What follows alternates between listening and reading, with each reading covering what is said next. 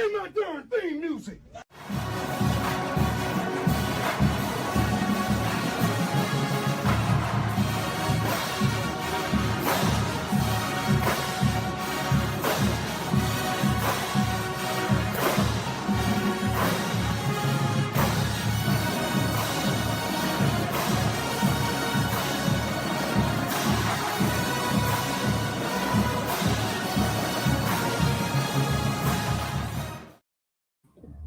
Well. We are live yet again. It is Friday night. You know what that means. It is call-in show tonight. We're about to have some fun up in this thing. I hope the week has been treating you well. Thank you all for being here in the chat early on. My guy Babin is in the building. Unk is in the building.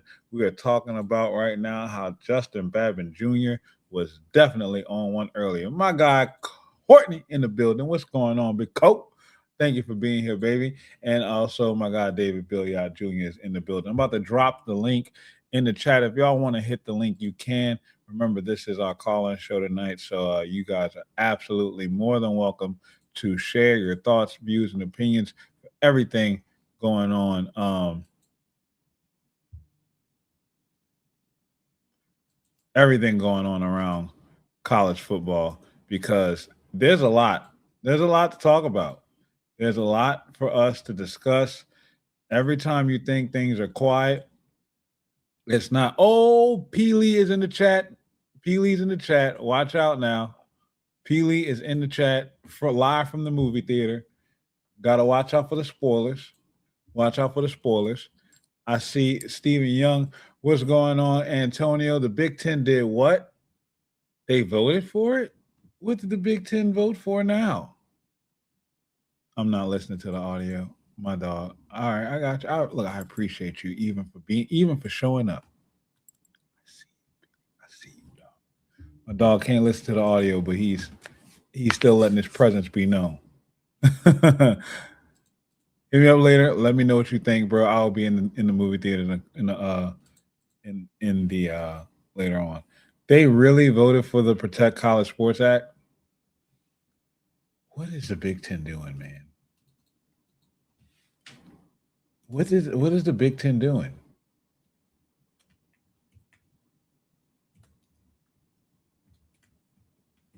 I cannot believe this. Let me pull it up. Let me pull up Ross's tweet.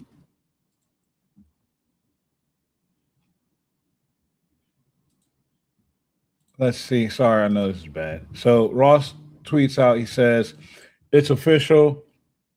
Big Ten presidents and chancellors voted to support the Protect College Sports Act. Sources tell Yahoo Sports SEC presidents and chancellors are meeting this evening.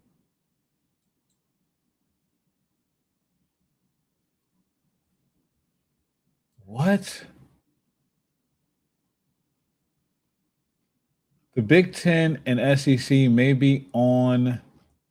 The article reads the Big Ten and SEC may be on the brink of striking a deal with federal lawmakers over legislation to regulate college sports industry. Days of negotiation between U.S. senators and conference execs over the PCSA reached a crescendo on Friday as league execs hurriedly scheduled meetings with their respective presidents and chancellors in a stunning 11th hour move.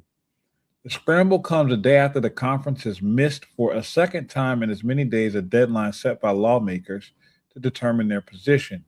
Thursday night and Friday night's negotiations between lawmakers and the power leagues, plus Notre Dame, resulted in the addition of language to the bill intended to strengthen the provision that prohibits schools from circumventing the athlete's revenue share cap. The language shared with Yahoo Sports requires school affiliated sponsors and apparel brands to enter into an attestation process to certify that their NIL agreements are kosher, not directed by the school, and that the compensation doesn't originate from the school. Similar language is in the bill already related to NIL deals from multimedia rights partners. This is stupid. This is stupid.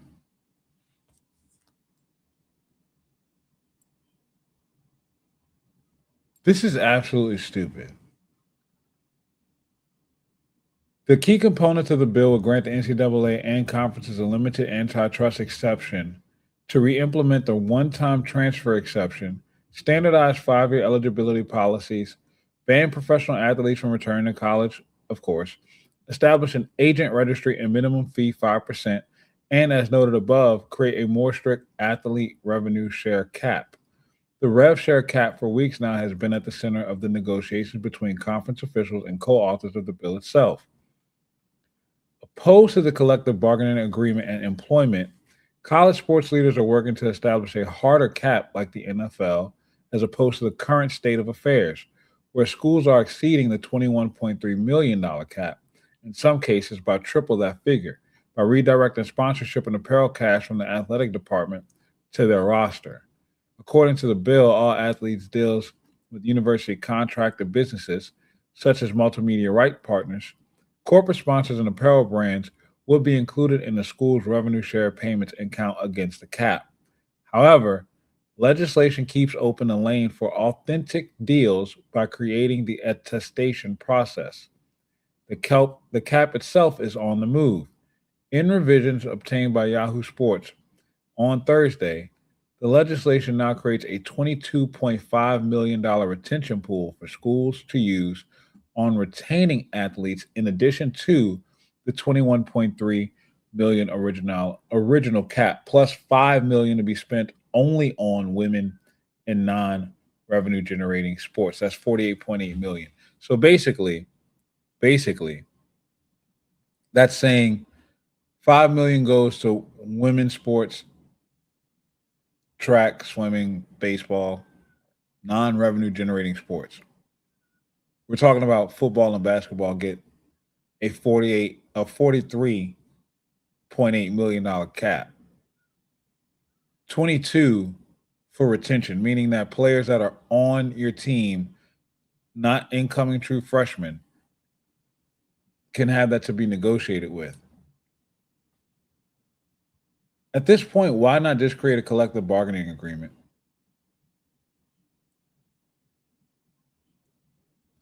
Because there's so much that could be worked around. Ross even says, but a question still lingers. Will schools skirt the certification process and still exceed the cap with disguised third-party deals? That's still possible. While the cap circumvention provision remains the top issue, there are others, such as new mysterious third section of the bill added just this week. Title III, called the Ignite HBCU Sports and Media Act, is a competitive federal grant program to assist historically Black colleges and universities, though details of the act are unclear. In general, the bill is the opposite of the narrow version that college leaders wanted. It's incredibly specific, touching on several concepts, including conference expansion and coaching movement.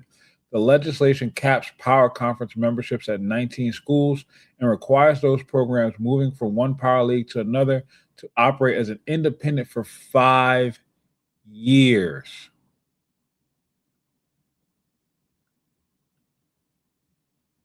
But no, Stephen, it's 5 million to be spent only on women and non-revenue sports. It completely screws baseball. The expansion provision may impact decisions from schools that are in position to move from the ACC to the SEC or Big Ten. Officials at Clemson, Miami, Florida State, North Carolina, Georgia Tech, and others have expressed, some privately and other publicly in meetings, their opposition to the concept. The legislation also prohibits coaches from leaving a team before a season ends, the Lane Kiffin rule. This is absolutely wicked. It's wicked. Yeah, baseball is a revenue sport at LSU, but not everywhere else. And then it's not always a revenue generating sport. It just depends on the year. Sometimes it can lose 100, it can lose 1 million, or it can make 1 million. It just depends on the season. But and then how do they judge that based off of LSU? Because LSU is a special case. So if LSU baseball is included in the revenue generating portion of that program, then it cuts the football program. So then what happens to that? My guy BT has just jumped in. What up, BT? Thank you for jumping in, man. What's up, big homie? How you doing? Doing good, brother. Just a beautiful Yeah, Friday night, man. Enjoying this good day, man, but reacting to this stupid news that just broke of the Big Ten supporting this Protect College Sports Act. oh yeah, I seen that pop up on my little feed. Before I begin, can you hear any turbulence? I want to make sure you can't hear anything. You can only hear my voice, correct? No, I'm good. Yeah, you good. Yeah, I seen that, and you and I are old enough to remember, man. The SEC and the Big Ten. You know, that's about as old a rivalry. That's about as old a Cold War as you can imagine within college sports, especially to the fact Yes. that this is the first time in our life. This is the first time in either one of our lifetimes that Big Ten schools besides Ohio State have actually won national championships. So, Yes. so you can call this a bit of a Cold War if you want to call it that. And also, the Big Ten trying to find any way of trying to make the SEC seem like, if you want to call it not only a little brother, but make the SEC seem like it's a less profitable league than the Big Ten. Right. You know. I don't like the fact that they're currying favor with politicians right now who won't be around to see the ramifications of things like this. Absolutely. You're gonna see a lot of politics in sports going forward, man. Yep, you can believe it. Because remember, a lot of these politicians, they're football fans too, especially Yep. down south. A lot of them football fans too. But you know, I know I saw something about the Big Ten criticizing the SEC's revenue share, and also the SEC's attempt to break away from the NCAA. Yeah, the You Big know, Ten also so the Big Ten knows that the SEC can kind of dictate and make waves. So the best way for the Big Ten to move is to act like the SEC is the villain. absolutely. Absolutely. I was talking to somebody about that the other day, man. They're trying to make the SEC seem like it's this cold machine, which is crazy because we're talking about the Big Ten, which is some of the oldest, most superior schools on the planet, not just in Right, sports. right. These are some of the oldest universities, including Michigan and schools like that. These are some of the oldest, most superior schools in existence on the planet, not just in Yep, sports. So Michigan, Penn State, Penn State, right? Indiana, hell, Indiana. Yeah, I You know know, they're basically now relevant in football, but Indiana's been an academic university and an academic powerhouse for many all years. way Wisconsin, before, yeah. You and I are the same age, so I mean, these are universities that throughout our lifetimes we never really knew them. In our grandparents' lifetimes, they were football powerhouses. You know what I mean? Especially Penn State. Penn State was a good football school throughout the 2000s, but they weren't a national championship. You know what I mean? correct. But I really called in because I think a lot of people are underestimating the LSU brand, man. Who would be making that mistake right now? Pretty much everybody with a microphone that isn't in Baton Rouge. I see one guy today talking about, can LSU continue this revenue kind of renaissance they're in right now? And the thing is, I think what's going on is I think LSU is taking advantage of the fact that like I mentioned before, a lot of politicians are football fans, and they're going to do whatever it takes to have the best football program. You know what I mean? And I think there's a lot of people who are because this whole Eastern World thing, there's a lot of people saying that can LSU compete with traditional financial giants, Texas, A&M, schools like that. You know what I'm saying? LSU has to be looked at a different light because Mm-hmm. LSU is not like the rest of those schools, whereas they need their alumni base to be rich in order to financially back them and all these things. Like they need to Absolutely. have these large endowments to financially sustain them. LSU's athletic department is the bread and butter, not just for the school, but for the For the state. state. It's the Absolutely. golden goose in the state. It's the crown jewel. Any governor, Republican or Democrat, understands that. That's why going back all the way to Huey P. Long, Hmm. Back in the the governor 1920s has and all 30s. yep, the governor has always had a hand in what goes on with LSU football. And I'll say this. I think that I think that you hired the right coach for this. I think that I think you hired the right coach for this, and I think you hired a coach that kind of can push you forward in that. You know what I'm saying? Perfectly, man. I said this back in February when Lane did his first press conference going in the spring, and some of the things that he was mentioning. And when you look at this, and he even touched on it recently during SEC media days. He's not operating as a head football coach of LSU of LSU football. He's operating LSU football as if it's an NFL program, as if it's an NFL Absolutely. organization. And then on top of that, he made the comment that he was talking about a story that he was sharing about Nick Saban and how Saban was meeting with a female golfer for a recruiting visit. And Saban Right. expressed to him that, when you're the head coach of football, you're the head coach of the university. Hmm. And it seems like Lane is taking that and he's legitimately just wearing it out. Absolutely. You and I remember Lane Kiffin, man, when he was the offensive coordinator at USC.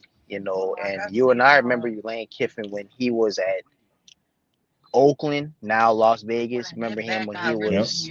we remember him when he was back at when he was at Tennessee, USC, OCI. We've been a part of this Lane Kiffin legacy since he started. And I think that he's allowed to mature and become, Absolutely. you know what I mean? So I and I was think I'll share this story with you since we're on this like maturity talk with Lane Kiffin. So as a lot of you know, I'm coaching down in New Orleans now at Kennedy, and I'm in these coaching circles with some amazing coaches that's on the Kennedy staff, man. And I'm hearing from one of the coaches, and we're good talking team y'all about got. yeah, thank you, man. And we looking to get the KG. That's the goal this season. So we were talking about because the coaches know that I do my show now, and I talk a heavy amount of LSU content. They know I went to LSU, so they know I'm all in on Lane Kiffin. But they were sharing some recruiting stories that they had involving Lane Kiffin and Nick Saban because they had a couple of players who were being recruited by Saban at the time, and they would go to Alabama for visits with the players, and and Lane Kiffin was how they described him was he was like that bad child that wouldn't listen but did everything right, and Right. Saban had his own parking spot, and Lane Kiffin would pull in and park in his parking spot. And Saban would tell him, "Why do you park in my parking spot?" And he said, "Well, coach, you get dropped off."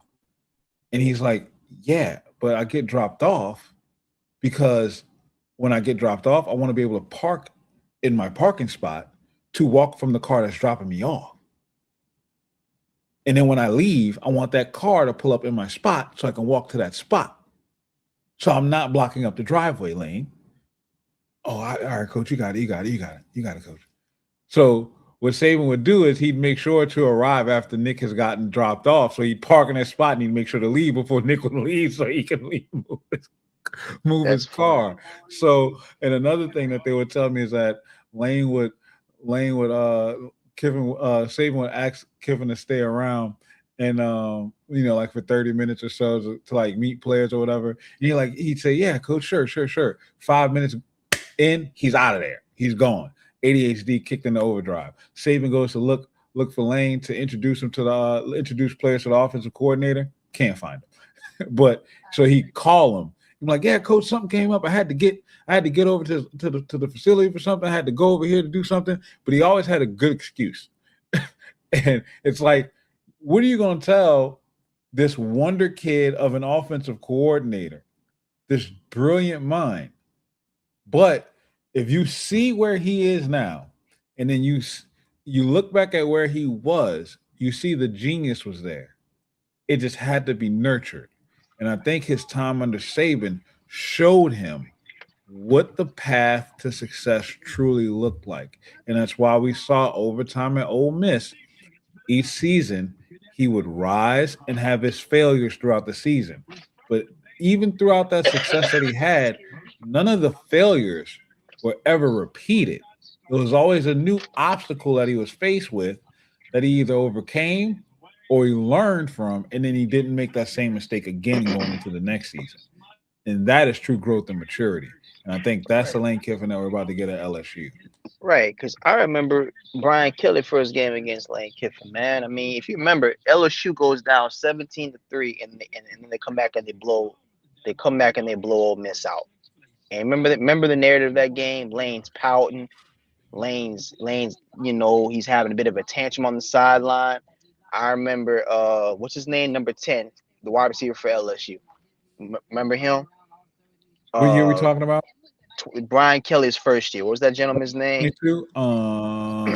Forget that dude's name. Not John Trey He's Kirkland. I was 13. No, not Kirkland. No, number 10. He was a good receiver, bro. Very good receiver for us. See, in fact, he caught what could have been the game time touchdown against Florida State, but we ended in the kick block. That dude was awesome. Remember that dude, that big kind of yes. Yeah. He catches a touchdown, and Lane Jaray Jenkins. Yeah, Jaray Jenkins catches a touchdown for LSU to take their first lead. Jaden Daniels do a touchdown. Lane had a meltdown. He's not much of a cursor, but he does yell a lot. Yeah. I remember Lane had a meltdown. I'll bring it up to say this. He's evolved a lot from that dude who has these meltdowns. Because like I said, I mean, if I can talk about the good with Lane, I can talk about the bad. I can talk about how more experienced coaching minds, especially like a Brian Kelly, Kirby Smart, they've got Lane, man. They've outcoached him. But I think he's mature. Yeah, man. Brian Kelly's 2-2 against Lane Kiffin. I was about to say Brian Kelly outcoached him. Right, Brian Kelly got him, man. So if I can sit here and talk about Lane Kiffin's offenses are awesome, he's found a way to make his defense. He's found a way to make his defenses more competent. I can talk about how Lane blows fourth quarter leads. I could talk about how Lane, if he don't have a run game, his offenses ain't quite as potent. I could talk about him. Yeah, it's at Ole Miss, but you know, you're right. Wait, so I'm look. You know, I'm thoroughly excited at the fact that LSU. I can talk the good. I can talk the good and the bad. And like I said, a big reason why Lane had to use the portal so much at Ole Miss, that's not a recruiting mega power, and it's not going to be one no matter who's coaching there. Unfortunately, not to talk bad about the state of Mississippi, but Lane had to use the portal a lot because Ole Miss is not going to be a school where you're going to be a top 10 recruiting school. Now you're at the premier recruiting school in collegiate sports. Yep, absolutely right. And that's the thing that people don't seem to realize is if you saw what he was able to do, even the recruiting aside, the development that he was able to accomplish with the players that he had available for him to recruit. Quinshon Judkins was a 3-star running back who rushed for over 1,000 yards in 2 seasons at Ole Miss. Nobody knew who he was. And then he took Quinshon Judkins. He went off to Ohio State for 1 season, won a national championship, became a first-round pick. But that was Lane Kiffin's development. Kewan Lacey was a little-known 3-star running back. And a backup. Went to Missouri, was a backup.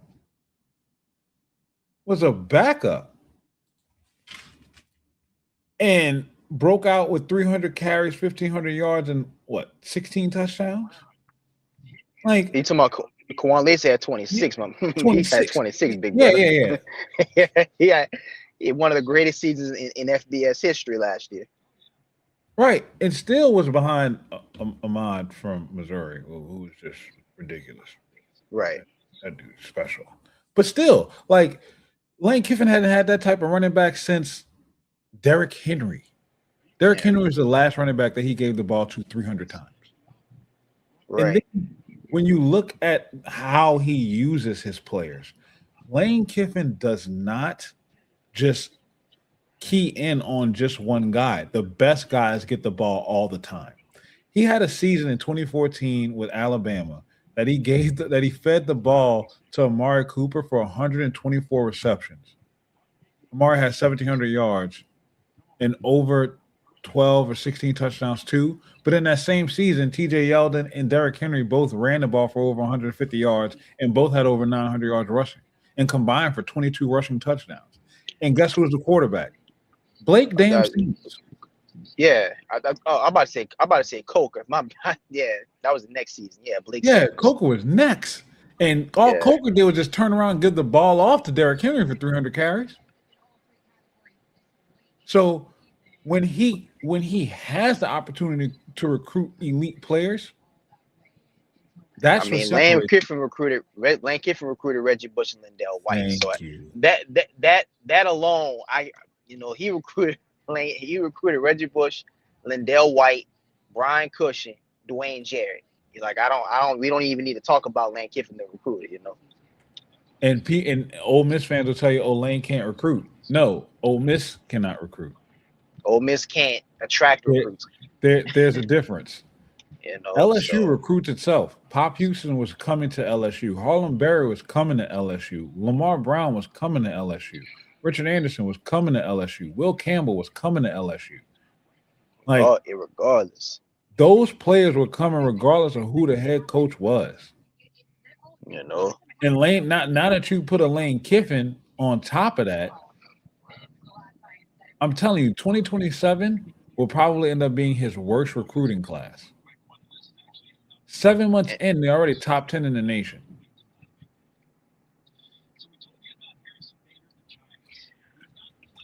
So I'm gonna end with this, man. Like I said, I'm a numbers dude, and let me just kind of emphasize the reason why I wanted Lane Kiffin badly. 228.9. That's how many rushing yards a game Ole Miss averaged when Lane Kiffin was there. Want to know how many rushing yards per game LSU averaged under Brian post 2019? So the last 2 years under Ed Orgeron and all the Brian Kelly era. I got it right here. Want to know how many rushing yards per game LSU averaged? Taking away Jaden because you got to because yes, because you got to. I said this. I've said this the entire time. I love Jaden Daniels. He's literally the second greatest quarterback to come from LSU. But he was the reason you had a decent running offense in Brian Kelly's first 2 seasons. You did not have a running offense since 2019. Oh no, your guard play has been terrible. You have no RPO. You have no RPO game. Nothing. You have absolutely your running back room has been non-serviceable. Mid. But no, want to know how many rushing yards we average outside of Jaden Daniels? 109. LSU 109. 109. That's what Texas Tech would average. Yes. It's absolutely miserable. It's absolutely miserable. I bring it up because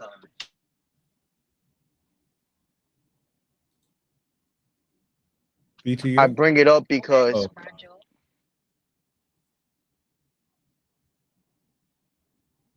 BT, you there? I think we might be losing BT, y'all. Yep, looks like we just lost BT.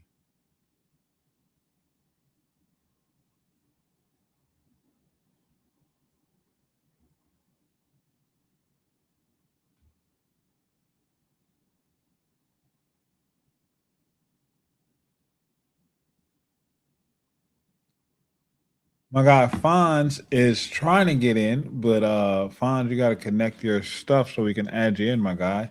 Unk says Jaden was the only reason. Stevion says Daniels was our man, our Manziel. Exactly. Like he was the salvage behind the offense. Like when things went wrong, Daniels made it right. He caped. Honestly, if you didn't have Jaden Daniels, you might have got rid of Brian. You might have gotten rid of Brian Kelly sooner. My guy, fine. There's the extra button that you got to push. Yeah. You gotta. And I'm tired. I'm gonna be real quick. I promise, because I got to be up at 4 a.m. for work. I've been up since 4. Yeah, me too. Spider-Man movie. Pray for me. Quick. So everybody talks about LSU. The problems are this. LSU. The problems are this. This is this, and then this and this. But has anybody thought, what if Kiffin comes in and that offense just snaps? What if Sam Levitt comes out? I have no ifs. I think that's what's gonna happen. But that's what I'm saying. Like, it's been everybody that talks about, oh, he's got a bunch of players coming in. Oh, Sam Levitt's injured. Oh, the O-line this. You would have loved me the other night, brother. What if? Think about it like this. The NFL sees a lot of turnovers and key pieces along their teams, right? Like the Saints over the last 2 seasons has overhauled their team basically. They've gotten rid of a lot of veteran players. They've moved all in on youth movements, but it's the NFL. So the expectation is for the rosters to change over, for there to be that turnover, and for them to gel quickly and get to work without having a spring practice that LSU had, right? So why can't LSU do it?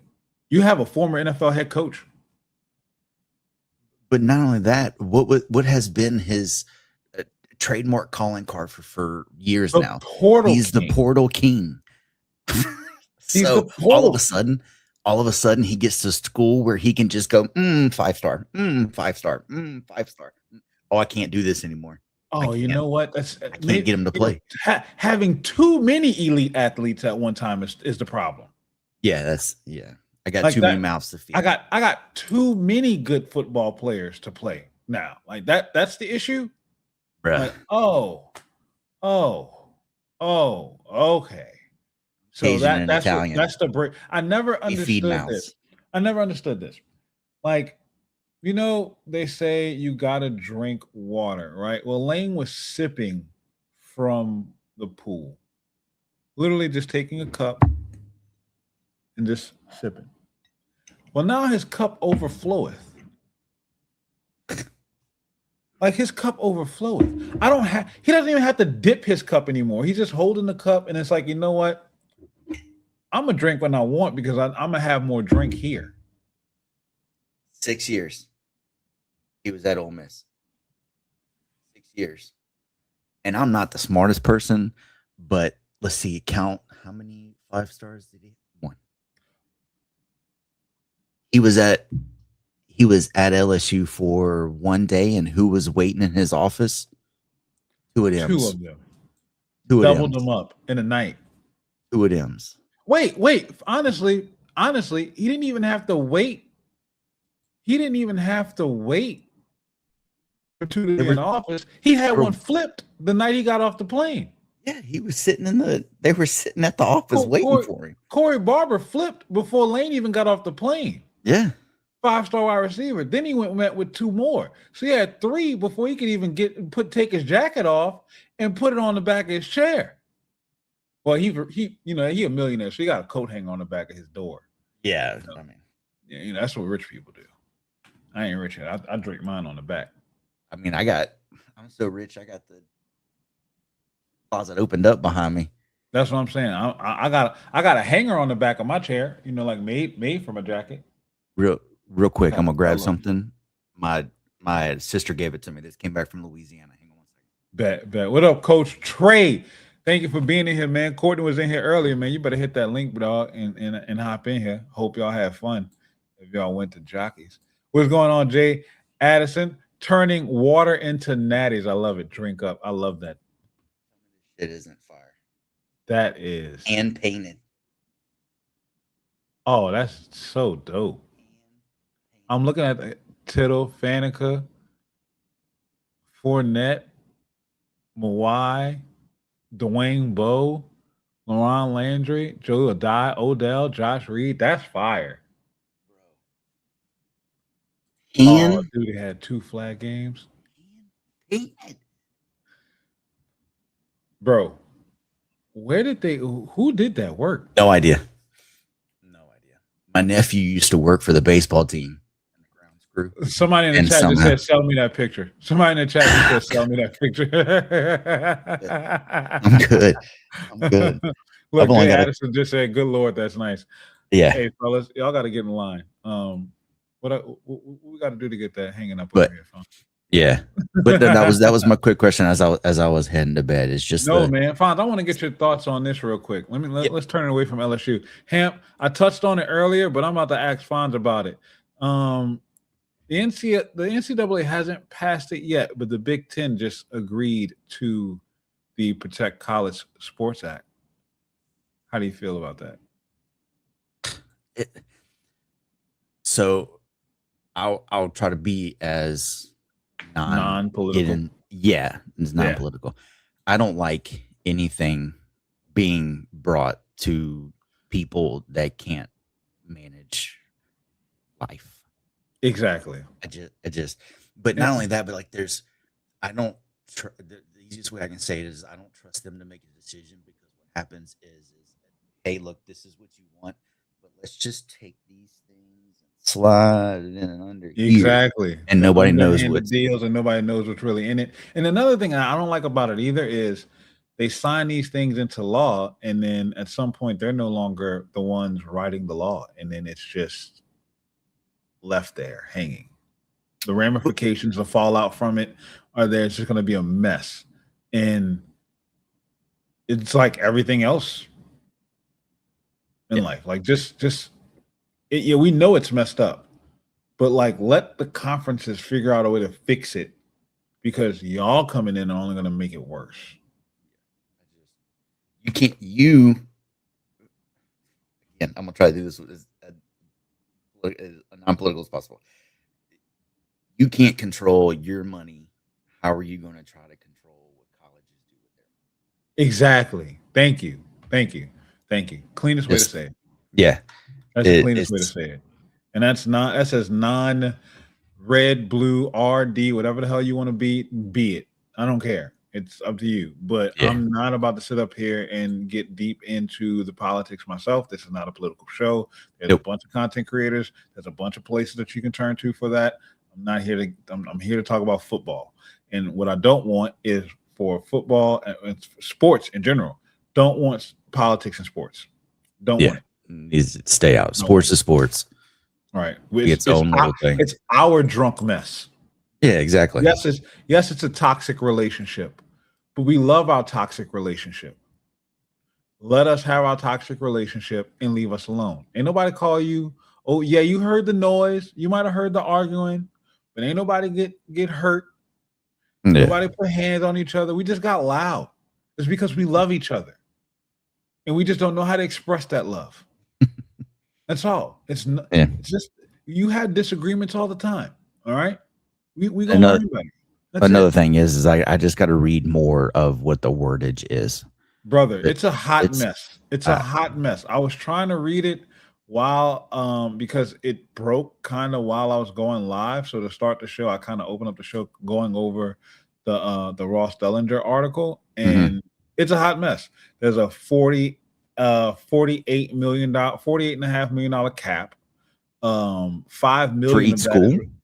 Yes. So 22.5 million is reserved for your retention cap. So players that are currently on your roster that may want to leave, you can offer them, you can have a pool for them. Then you have 21.3 million. That's for your incoming cap, like for your freshmen. But there's 5 million of that's reserved for your non-revenue generating sports, i.e. and women's sports, and 5 million for women's sports and everything all of else. your non-revenue generating sports, which for a school like LSU, that can sometimes be baseball. All right. Yeah. Like Shout out to Stephen Young. He said it earlier. Like Mississippi State committed 15% of their revenue cap sharing to baseball. It's a non-revenue generating sport. They can no longer do that. Okay. Yeah. That's you gotta be a different way. That's just not about, because you can't do that as a blanket thing, because not every school is generating. No, exactly. Like Not even the same level. Like Maryland isn't generating the same revenue as Ohio State, Oregon, and USC. Like hell, Indiana just started making money again because in the last 2 years, and I'm pretty sure their books still aren't caught up to where it needs to be competitive. Like, let's be honest about this. Is that $48 million for just big schools, or is that like Tulane and other places like that too? That's how deep in the weeds I didn't go. They were just talking mainly about NCAA Division I schools. I didn't even look into the Group of Five. I didn't look into any of that. They talked about conference realignment and how. Listen to this crazy thing: conferences can expand no larger than 19 teams, but any team that wants to leave from one power conference and go to another must act as an independent for 5 years. Well, I mean, it's worked for Notre Dame for forever. They make it in the college playoffs every year with not playing anybody. So, I mean, why would you not want to try to go independent? Well, I mean, these other schools are, they're accustomed to getting a revenue share from their conferences. So that's right. And then on top of that, they would have to buy themselves out. And typically, if they buy themselves out of their TV rights deal, the other conference helps in that. There are ways that they offset those deals. But if you're going independent for 5 years, brother, that's tough sledding. That's like graduating high school and saying, get out now, like right now, move out. You got your diploma, get out now. But, well, all right, Dens. All right, bro. Thank you so much for popping in, Fonz. Yeah, I'm glad that you're back. Sorry that you got to get back up at 4:00 in the morning. Oh, I've been a week now. I've been back to work. You got to work on Saturdays too? Yeah, I work retail. I'm a butcher. I work all right. Yeah, all the time. That's right. Yeah, that's right. I don't get weekends off. My days rotate just randomly. They just rotate randomly. Yeah. What days are you off next week? Tuesday, Thursday. Damn. Yeah. I can't wait to get you on a Good Friday off. And the other shitty thing is that sorry, I didn't mean to. You good. Is a lot of my shifts are at 5 a.m. So I'm up at 4 a.m. to drive to work. Yeah. But you good? Look, I went on a complete rant the other night. Oh, you're good. Like, I went on a personal rant the other night, and I completely blew off. Like, and I apologize because it's not me, but still, shit here or there is not gonna kill anything. Oh, okay. I try to get better at not cussing too much. No, look, trust me, I get it, man. I have a potty mouth. I get it. I completely understand. I'm bad. But that's what makes you, Fonz, and that's why I love you, brother. Yeah. That's the other thing is there's no filter and there's no bullshit. I'm never gonna lie to you or tell you. Yep. I don't mean everything's gonna be truthful. Absolutely. Well, thank you so much for jumping. Have a great night. Go get you some rest, man. Don't work too hard tomorrow. I'll try not to. And have a good one. Cut that meat. Yeah, buddy. Later, bro. Shout out to my guy Fonz for jumping in even for a quick minute, man. Thank y'all so much for being here. Shout out to Coach Trey. Trey saying his son had a couple flag football games today, so they couldn't go and hang out. My guy Duty. I hope he did good. Hope he enjoyed himself. Austin says if they're agreeing the cap, if they are agreeing, the cap must have been increased to 48.5. No, he was just moving away from the mic. Jay Addison says, please, no politics. Neither side in politics is for the people. And $5 million for women is crazy. Big Ten talking a lot of trash about the SEC lately, like we didn't have 5 teams in the playoffs and they make us play each other. Exactly. I cannot stand the fact that the Big Ten is legitimately just trying to go off on this type of a tangent, this superiority complex, Congratulations. You're actually getting to the dance and winning. So many times, no, it wasn't that fine. It was that you were moving away from the mic and it wasn't picking you up. That's what it was. It was just how your face was moving away from the mic. Your mic was fine. It's not that the Big Ten isn't it's not that the Big Ten isn't winning, because they are. They're winning national championships. You won 3 in a row. Congratulations. I mean, we've been there, done that. We dominated the sport forever. But it's how you get there. It's how you get there. You are not taking the toughest road. Teams like Georgia have to win the SEC championship against a team like Alabama, who was in the playoff. And then Alabama had to go on the road to a team like Oklahoma and fight for their life. Oklahoma has to win that game and then go get punched on, right? Texas A&M gets in, they get beat up by Miami. They're already going in beat up. Ole Miss has to play a team in Georgia who they played earlier in the same season. Then they go on from Georgia to play Miami. Like, Indiana played who again? Oregon? Indiana's schedule was dog water. And look, don't get me started, because I know, like Alabama doesn't play the toughest schedule. But now adding this ninth game to the SEC schedule, it's up. These schedules are not balanced, and it's not cool. I love what Lane Kiffin had to say about, just use the Vegas odds to rank the playoffs. Yes. Like, you can't say you want good teams to play good teams, but then when good teams play good teams, they don't get rewarded for it. Ohio State gets rewarded for beating Texas 14-7, but Texas doesn't get rewarded for playing Ohio State. Make it make sense. Make it make sense.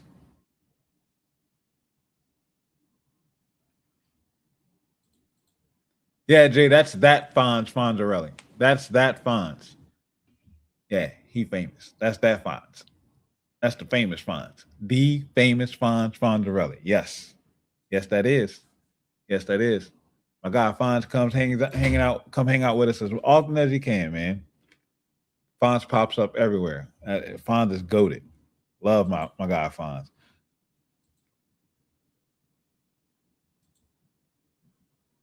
No hate, Fonz.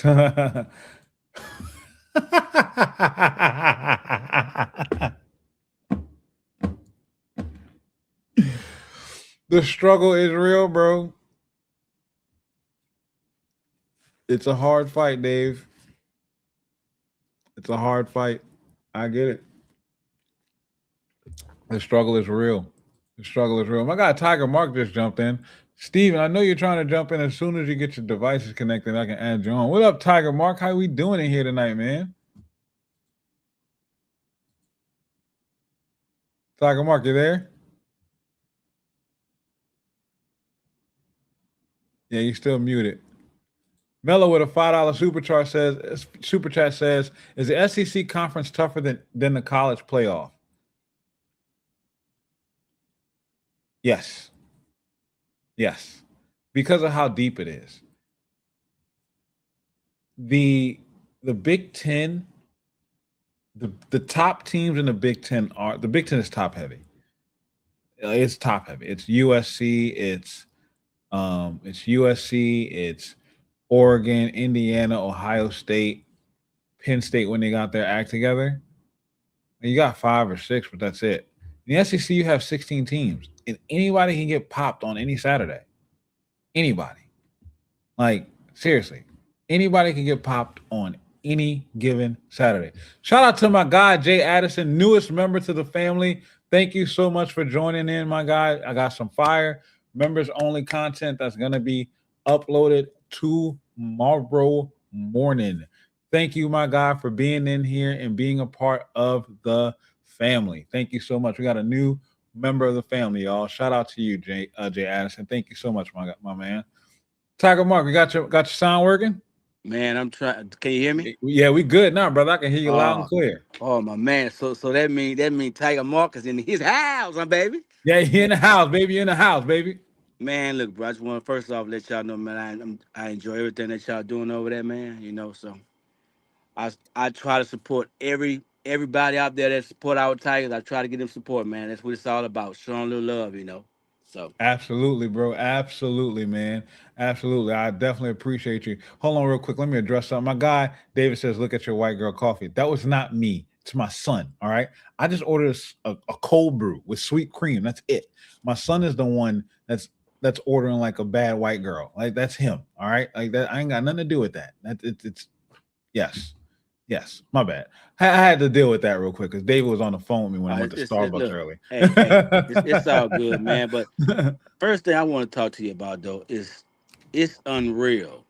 To everybody in the chat that's watching or whatever, it's unreal the amount of hatred, not only towards Lane Kiffin, but I believe towards LSU as a Oh whole. yeah. And this shit's been going on. It's been Yes, I going love on. it. I love it. I love it. You I know. love it.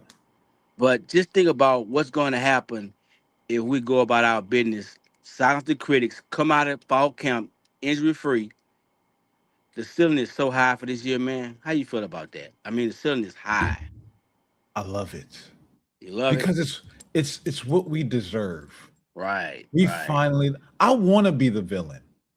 I like when right. LSU is hated because when LSU is hated, that means we great. Yeah, Like 2019 came out of nowhere for those who weren't following the 2018 team. The 2018 team won 10 games. right. That wasn't no sleepwalking team. We didn't just luck No, into that. We knew what we no. had coming back. Everybody else was surprised. I was surprised. I was surprised at how dominant LSU was. And then look at the brands that you pissed off along the way. Right. You beat 7 top 10 teams on your schedule at the time of playing. You pissed off major brands. Clemson, Oklahoma, Ohio State, who you didn't even get a chance to play, but you would have wiped the floor with them. Alabama, Texas, you slid across everybody that came across your entire label and crew. And they have so many people in the media, SEC coaches. Everybody is doubting Sam Levis that he's still hurt. You know, and I love the fact that I believe they are wrong. Lane has no reason to lie. I think Sam is healthy. He's added muscle, and all I can say is look out SEC. First of all, a Liz Frank injury, honestly, if he really wanted, he could have pushed himself to come back in May. Right, but he chose not to. Exactly. He chose not to. He chose not to come back in May. So he took his time. He grinded out all off season. He took the weight room and the off season training program seriously. He did everything that he was supposed to do, and he did it the right way. So I am thrilled with how Sam Levitt is handling it.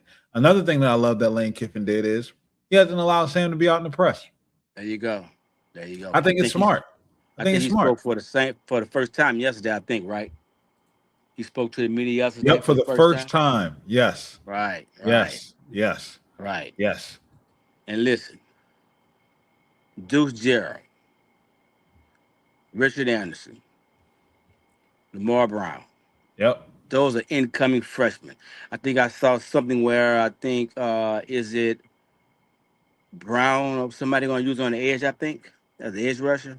I think I saw that today somewhere. Wait, say it again. Who? I think I saw them say they're going to either use Lamar Brown. Yeah, Lamar Brown's playing edge. Lamar Brown's playing on the edge. Yeah, I thought I saw that. Right. Real quick, breaking news: the Big Ten and SEC presidents and chancellors both support the Protect College Sports Act. Right. Wow. Yes, indeed. Here we go. Yeah, here we go. So, with those freshmen, I think I put this in the chat yesterday. Can you imagine those freshmen getting playing time this season with what we already have? How dangerous that is? The potential this defense has, man. I am licking my chops. I'm not talking about pork chops either. Do you hear me? I'm licking my chops. Do you feel me? So, Right. can you just, what's your thoughts on that? Just think about that. So this is the thing that I've always said, but I love the fact that these freshmen are going to come in. They're going to play. They're going to have an impact early. Right. What are they going to be like down the line late in the season? Because we're talking Yeah. about a group of 18-year-olds, and how much do they play early? Do they There you do go. they like wean them into playing, like get them acclimated to playing at this level of football? Because they're no Right. longer going up against 15, 16-year-olds who are going to Right. be pushing carts at Walmart on Saturdays, right? We're going up Right. against 23, 24, 25-year-olds in some cases, grown men with kids paying taxes at the end of the year. Like, Right. they got bills. You know what I'm saying? So what is that going to do to their body, to their mental, when they're not acclimated to having the levels of success that they're used to having? I want to see what type of adversity is gonna come, because they're gonna hit a wall at some point. Oh yeah, true. They're gonna hit a But wall at some point. But but what I will say is I trust this staff yeah, I trust the with process. that talent Right. to get the most out of them when we need the most to get to come from out of them. Plain and simple. Right. Ham My says, AP, do you see LSU and Lane pursuing any of these guys that the new rules affect? my Because I know Will Wade is gonna attack it. my thing has always been you get experience by playing. Practice is fine, but you get your experience playing on the field. That's one thing about Nick Saban. If Nick Saban brought in a 5-star freshman, whatever, and they can play, what did Nick Saban do with them? They played. They Right. played. And we've had that a couple of times in the past where we have They 5 stars played. sit on the bench, you know. They played. I mean, look at Caleb Downs. Caleb Downs was a true freshman starting safety at Alabama for There who? you go. There you go. But I think things are different with Lane. I think Lane will be fair. If you perform, you play. It's simple as that, you know. So Yeah, I love the fact that Lane has even come out and said that. Like your playing time isn't determined by your salary, not determined by right. your stars, I determined how you practice. I fell in love with this show because you're not biased. The people in your chat are not biased. I love all you guys. I follow some shows like this asshole Stephen Willis on You listen Ed, to him, man. Edward. No, I stopped watching. I call him Edward Little Hands. That's what I call him. He's always using his damn hands. But he's an asshole. He's so totally biased about everything. Ole Miss is the best at that. Ole Miss has the best roster. Ole Miss is the Porter Kings, and he never once realized I Bro, do not wish injuries upon anybody, but shout injuries out are a part of the to game.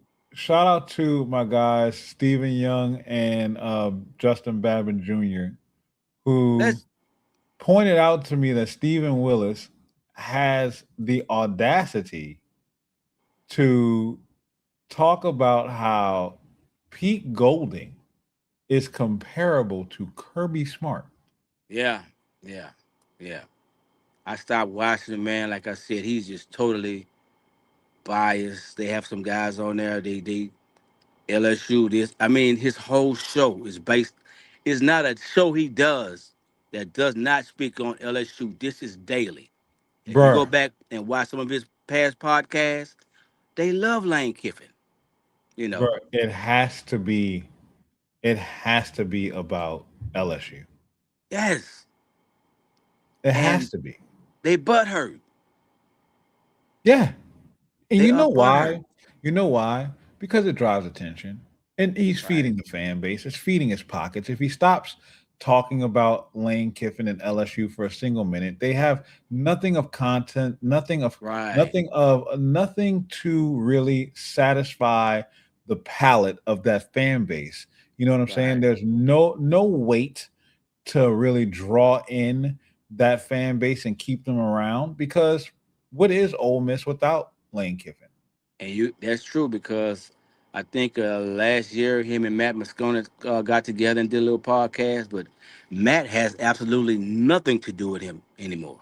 And he shouldn't. He You know. shouldn't. And look, I'm not saying this to say that And I love Matt Moscona. He's a great person, but even as a podcaster, he has his issues too.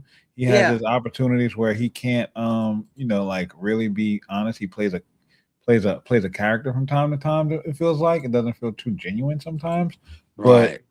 but I'd rather listen to Matt than listen to Stephen Willis, which I do. Like I do sit down and listen to Matt from time to time because he does have some valuable information in a different way of thinking about things. Stephen Willis just flat out lies. Oh yeah. Like it's just delusional lying And has absolutely no receipts on anything. at Anything. all. Nothing. Like nothing. It's not good. There's no insight. There's no information that he's teaching anyone. It's just talk. And It's just talk. the biggest thing I hate to hear is for people to say, especially Stephen Willis, to have the audacity to say Lane Kiffin quit on that team during the playoff run. That's complete BS. You allowed Charlie Weiss to coach, but not Lane Kiffin. It's crazy. Well, that's because they also knew if they got rid of Charlie Weiss, they weren't going to beat Tulane. Right. Right. Like who's going to call plays? Joe Judge. And I tell you what, a lot of wanted people that? don't look at this. If you look at I want you to go back and look at the game if you haven't already. Go back and look at that Miami Ole Miss game. Trinidad Chambers threw Man, I 4 said it. picks. I said it live during the game. I Yeah. tweeted live. He threw 4 interceptions. And they I've never dropped- seen it yes. before in my life where a D, like it wasn't even like DBs making plays like could have been. I mean, flat-footed, hands on ball, Right. just bricked. Just Yes, bricked. sir. 4 Correct. times. 4 Correct. separate times. A defender's there, wide receivers nowhere near. It's just defender hit the hands and this ball just bricked. Right. Well, tell me this. I believe that the bet that Lane Kiffin made with his son about staying off social media will stand true until he kicks Ole Miss butt and Tennessee's butt. Then he's going to be back on there talking trash. Do you agree with that? Honestly, I think he might stay off until the end of the season. You think so? I think so. Okay. And I'm gonna tell you why. So shout out to my guy Big Rich. I don't know if y'all seen the transformation my dude has made. My guy looks great. But Big Rich posted on Instagram earlier today. See y'all later. Tapping out of social media for a little while. I got a job to do. I saw that. Did you post that picture last night with him and the lady in like an indoor Yeah. practice or something? Yeah, that was He's my lost all that weight. That was him? yes, that's Wow. Richard Anderson. Look out. Not That's only Richard SEC, but the rest of the country. Look out. Yes. Look out. Look out. Yes. So, Yes. do you see any possible situation that we can be overlooking Clemson game 1? I No. don't see it happening at all. But people No. think about that a lot. No. Because the players know what it means.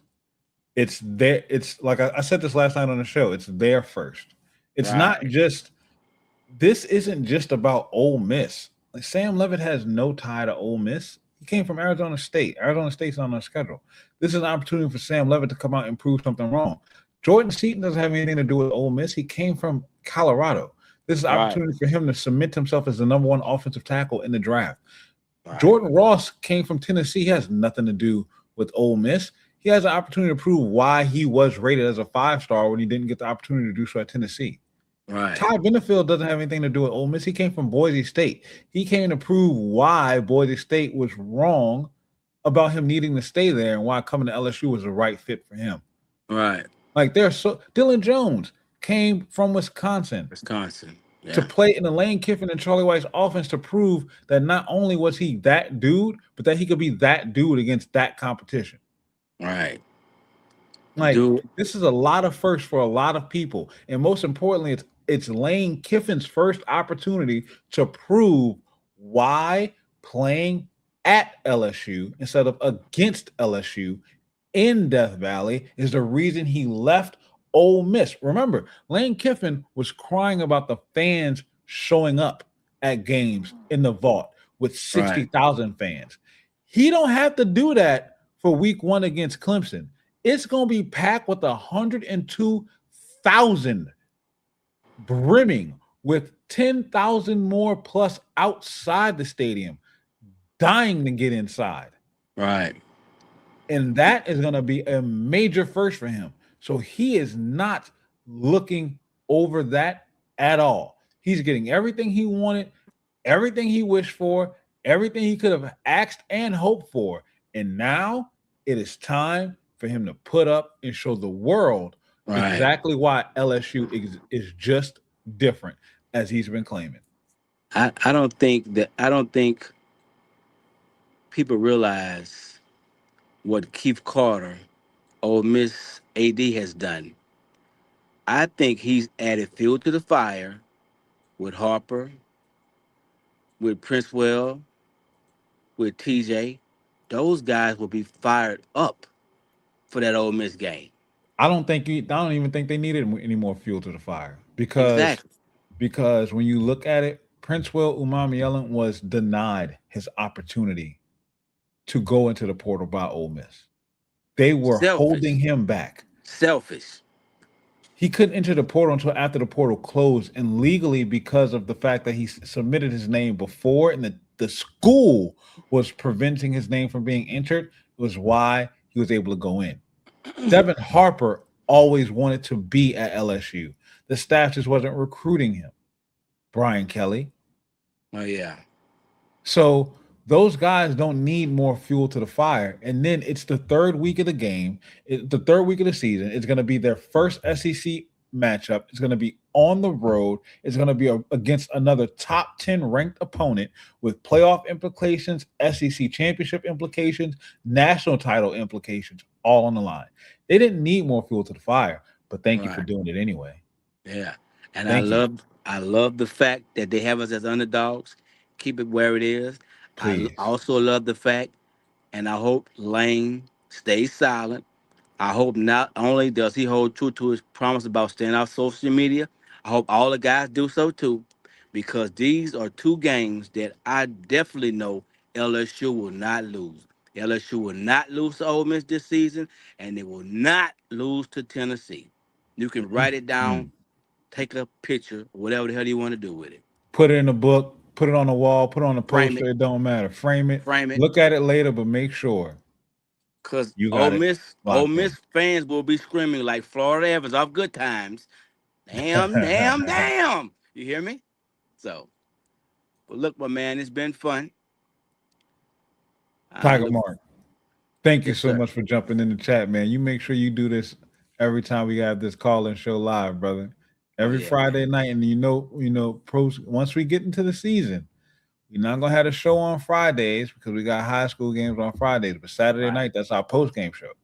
This call-in show right here. We're gonna break down that game. We're gonna go through these emotions together. We're gonna share through everything together. So make sure you tap in, man. To be victorious, man. I call in a whole lot more often, man. Once I start talking, I can't stop, and especially about football. I love all my LSU sports. I'm a fanatic. With the highs and lows, I get pissed off, but at the end of the day, what I always tell you, GDT, go damn Tigers. It's been fun, man. You take care. I appreciate you, guy. GDT, my God. Thank you, Tiger Mark. Man, what a great call from Tiger Mark, man. That's absolutely amazing right there. And shout out to my guy D Will, man. Glad that you're feeling better. You know, I'm just glad that you're at home, bro, getting your relaxing in. And shout out to Ham. Ham says very excited to be at the stadium on September 5th. You know, might be there covering the game. Who knows? Might be there just go to a tailgate. I don't want to go to this. I don't want to go to the first game. I'm gonna be honest with y'all. I want to be here with y'all for game one. I might go pop in at a tailgate and then immediately come right back home. Just so I can be here with y'all, man, because this is going to be electric. I want to be able to encapsulate the moment. This is the first for me, first time doing post-game shows covering LSU, and I know that this post-game show is going to be lit because we're building a strong community right now. We're getting used to these call-ins, and I think y'all are enjoying the content. I'm having just as much fun as y'all, man. This is absolutely fun. And shout out to you, Stephen Young. Yes. Keith Carter is an absolutely terrible AD. Let me add you to the stage right now. What's going on, Steven? Thank you for being here, brother. You're on mute right now.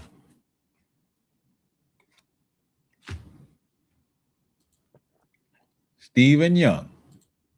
Are you there, my guy? All right. Let me let you get reset.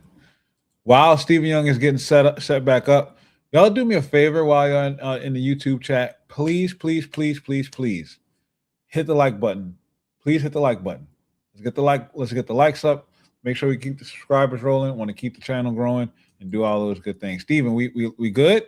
Yeah, can you hear me? Yeah, I can hear you. I can hear you. Great. What's going on, bro?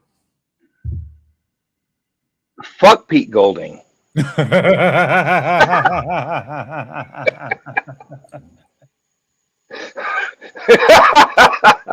Fuck Pete Golding, dude. They're comparing him to Kirby Smart. Kirby Smart. Really? Kirby Smart. Really? Yes, Kirby Smart. Really? Kirby Smart. Bro.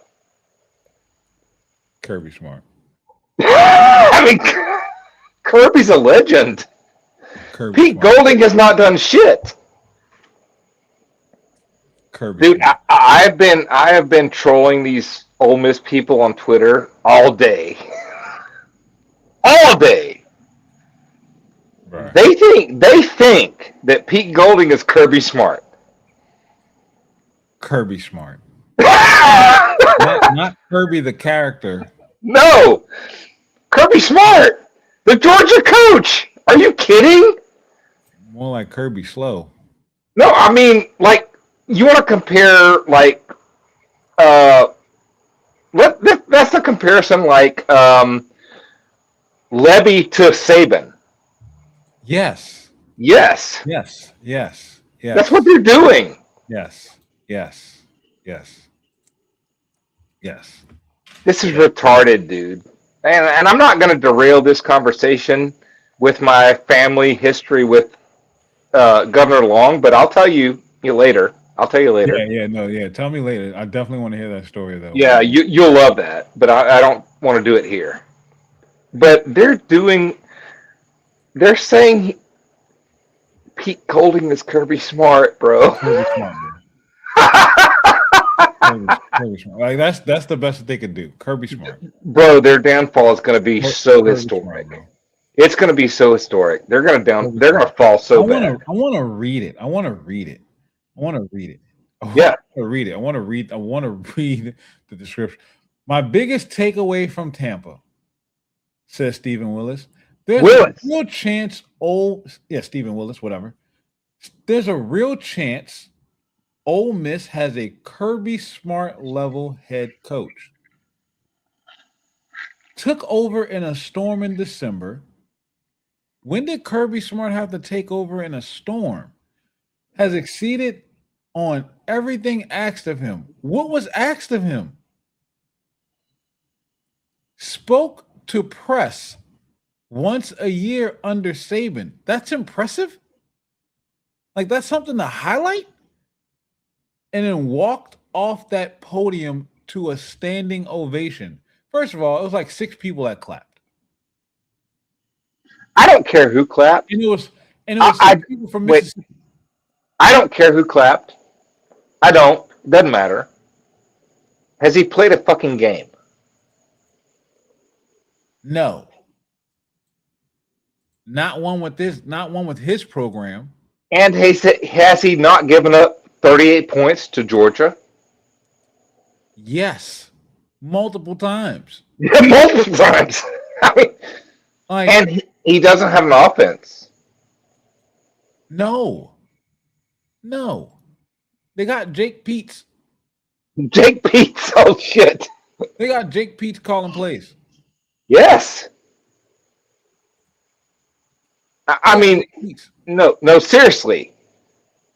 So you're telling me that Pete Golding is going to win against Lane Kiffin? Actually, is he going to win against Louisville? Shout out to David. David just said this in the chat. This isn't me being a hater. I think I'm putting my money on Louisville week 1 against Ole Miss. They are all eyes on 919. Oh, the Take- the take melt will be Louisville elite. in the points. The Take melt will be Louisville elite. in the points. Take Louisville in the points.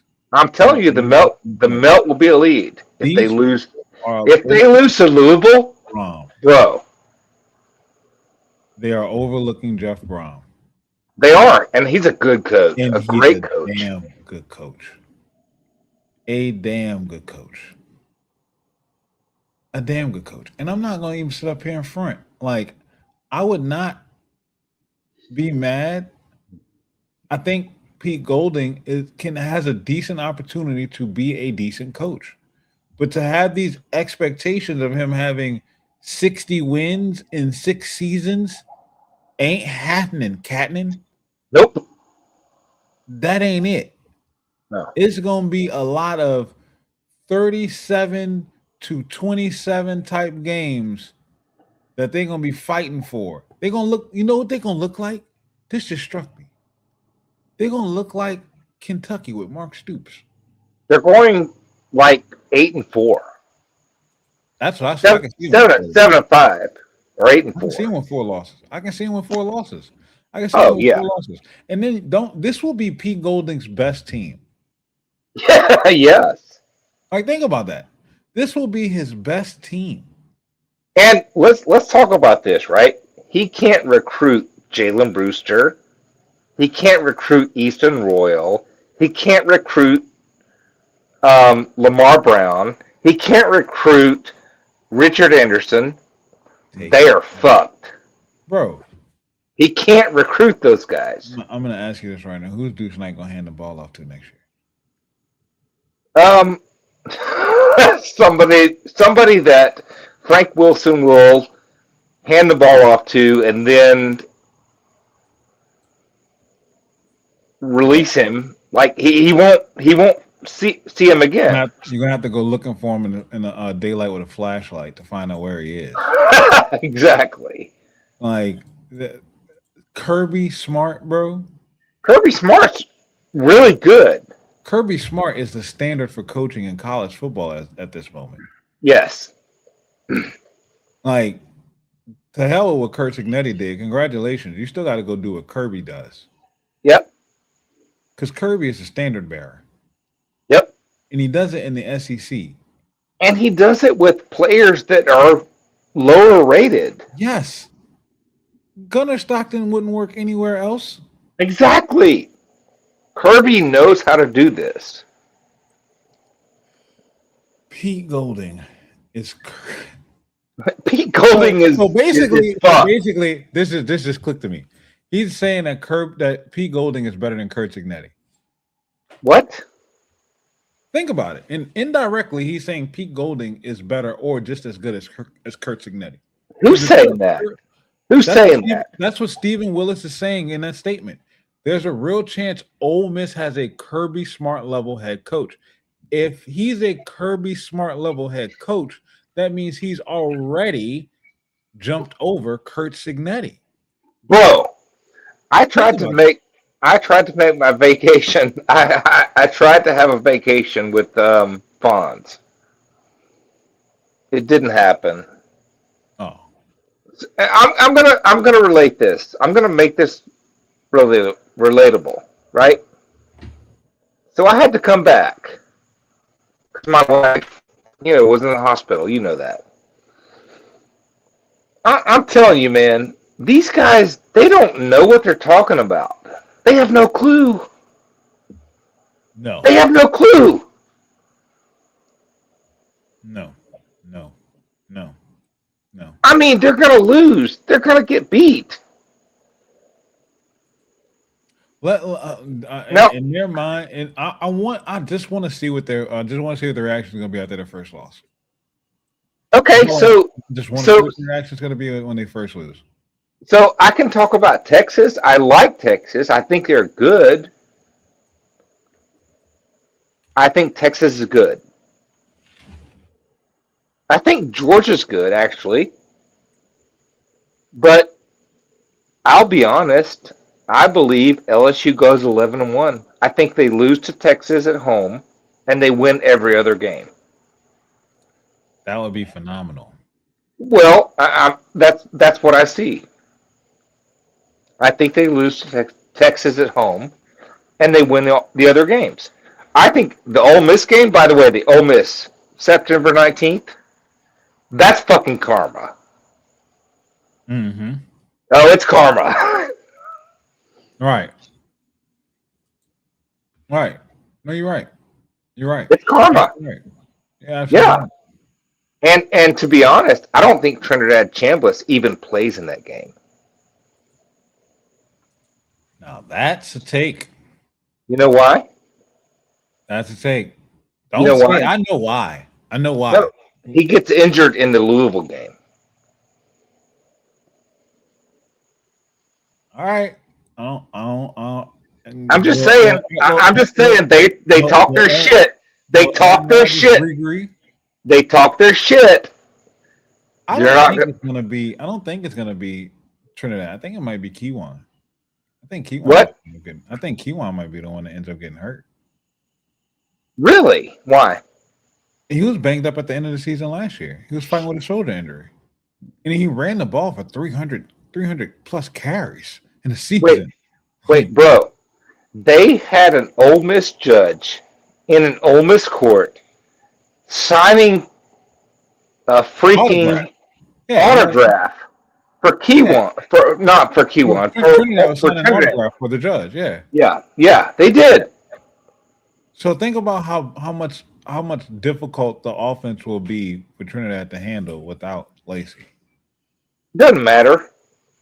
I think he's getting injured I think he's getting injured in the Louisville game. I mean, yeah. I don't wish injuries on anybody. I don't wish that. I don't wish that, but we saw fucking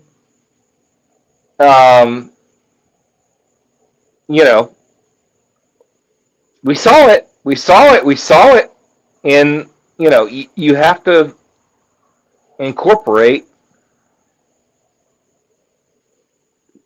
the things. You have to incorporate what am I saying? No, you got to take into account for all the karma and things that have taken It's place. karma. It's karma. To it. Yeah. And the football gods. Yeah. Like the football guys do sit high and look low. But I truly feel like the fact that they are literally setting this fan base up for so much hurt, because in their minds they are going undefeated, but nobody outside of Oxford views them as a potent offense or they view them as a respectable team, but not a championship level team. This is a team. Wait. This is a team, a program that hung a banner as co-West champions. Yeah. I mean, seriously. Yes, that is a fact. They did. Fact. We don't do that shit. That is an absolute fact. They hung a banner as co-West champions. That is an absolute fact. Yeah. I mean, bro. Fact. They're not what we are. They just never will be. No. They never will be. No. I mean, they're limited in their resources. I mean, Ole Miss is who they're going to be who they've always been. And that's good. That's good for LSU. Because we need as many W's on the schedule as we possibly can get. Especially we're gonna beat I'm telling you, we're gonna beat the shit out of them. September 19th, we're gonna beat the shit out of them. It's gonna be like 55-14. Yep. That's what it's gonna be. I said that I wouldn't be surprised if LSU hangs 40 on them, runs a score up on them. No, I'm saying 55-14. All right. Yeah. All right, 55 on the I mean, it doesn't matter. It doesn't matter. It's just we're gonna beat the fuck out of them. 55 on the old Petey boy. Yes, sir. Look, Steven, let me get I got a couple more people that are lined up. Let me get them in here. What are your thoughts real quick on this on this SEC and Big Ten. Hey, wait. Do you want me to tell you about my granddaddy's thing or No, I want to hear about that off air. I do off want to air? talk about it. I want to hear about that off air though, because I'll that's gonna be long. I'll tell you. I'll tell you. All right, but Travis, shout out to Travis. Travis Shuttlesworth says, "Ain't nobody ever been scared of Ole Miss." Exactly. You know, I haven't scared of no Ole Miss. Okay, so I'll do it off air. Yeah, we'll get into it off air, man. Appreciate you, Okay. Steven. Thank you, man. All right, bro. All right. Yeah. Shout out to my guy BT back. I guess we lost you earlier, huh, BT? Yeah, sorry about that. Yeah, reception can be kind of rough when you're on the road like that. But Trust first me. off, I I'm understand. I'm gonna land my plane early. And it's gonna kind of tie into week 1 versus Louisville because I'm actually at the crib right now, and if you remember correctly, Louisville went into Coral Gables and upset the national runner-up, The number 2 team in the nation had 2 losses. One of them was to Louisville. Right. I'm gonna say this because why did I talk about how potent this Lane Kiffin rushing attack is? Why did I bring that up?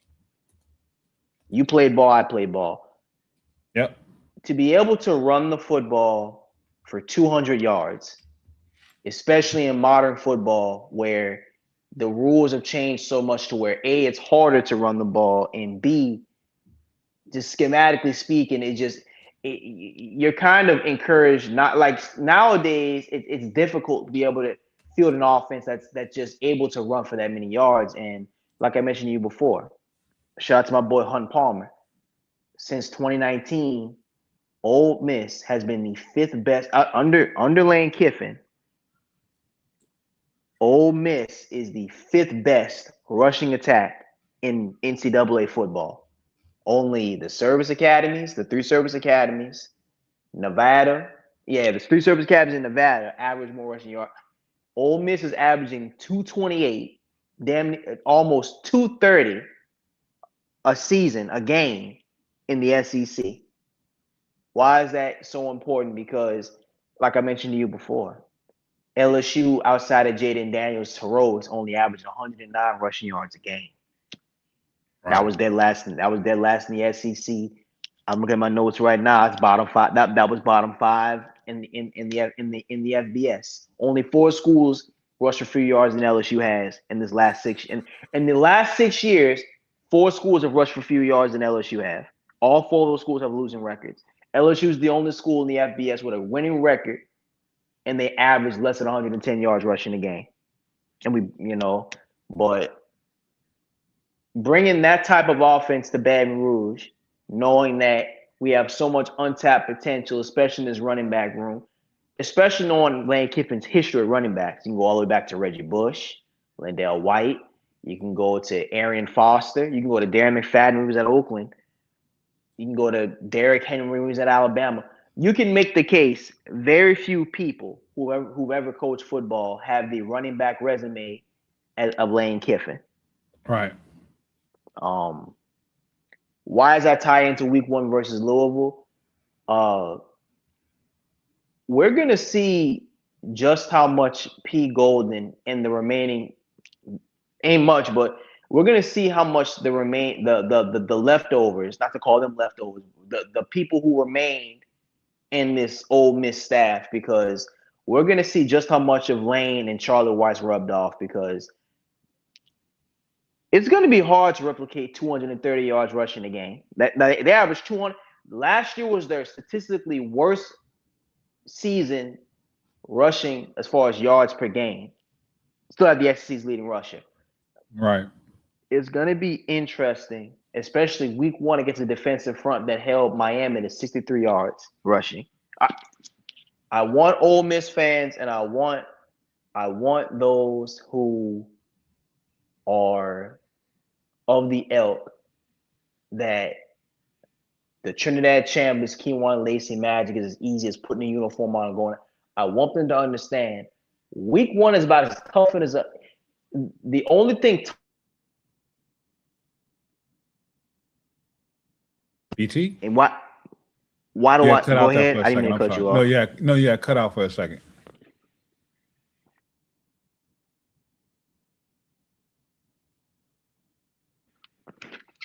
What'd you say? No, I said you had cut out for a second. I thought we were about to lose you again.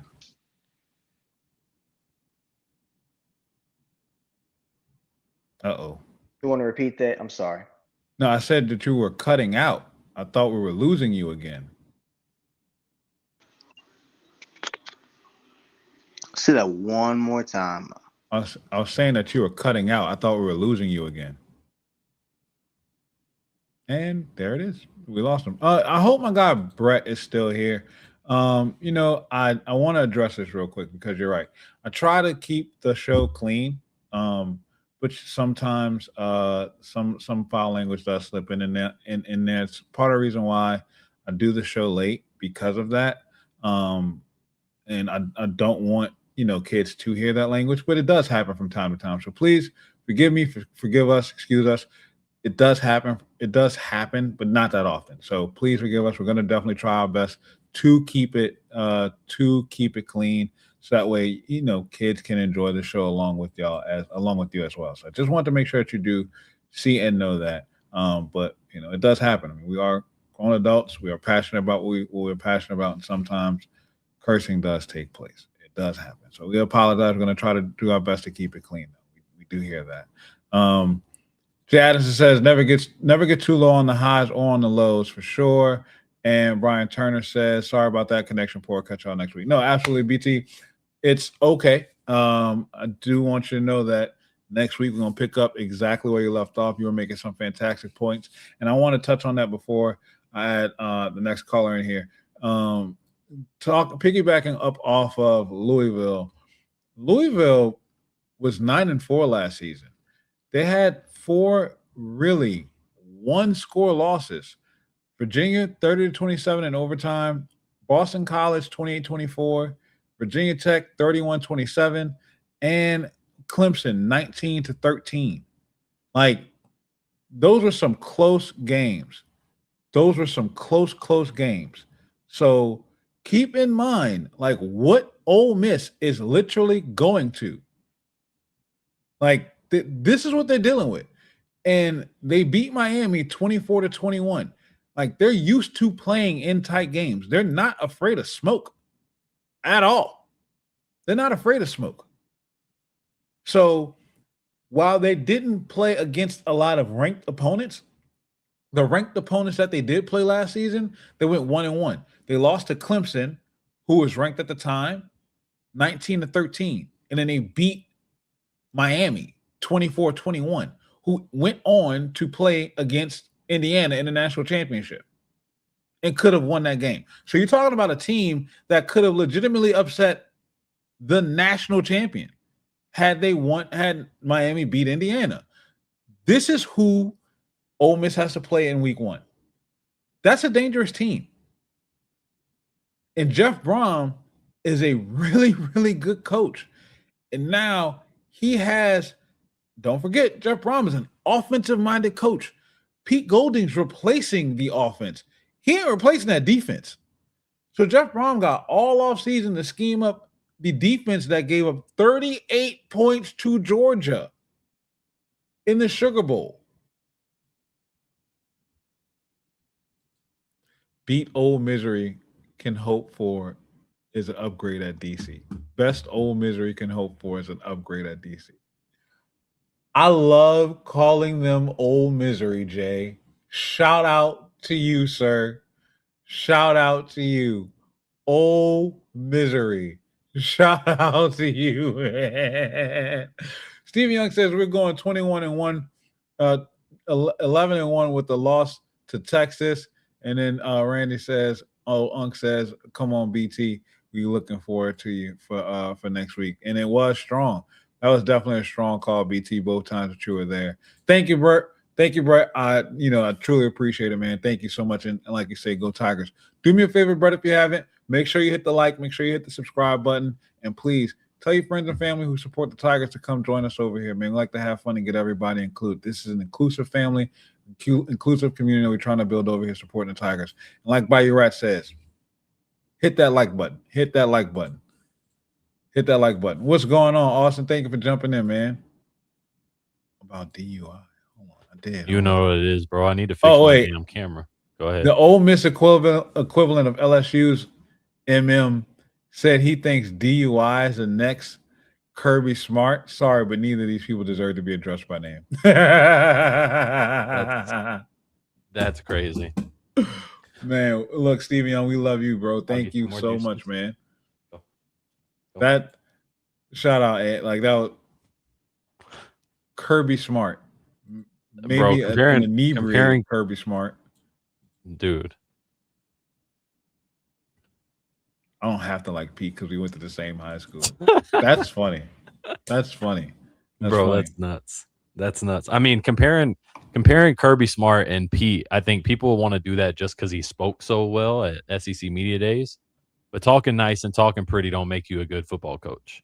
And I said this very clearly, like, he's not a better DC than Blake Baker, in my opinion. You know, Blake Baker's done more with less. Lane Kiffin has made sure. Thank you. Go. Has made sure that he was able to perform with more talent. He was able to perform with more talent than the other coaches. Give me just 1 second, AP. It's good. Third string running back rotation.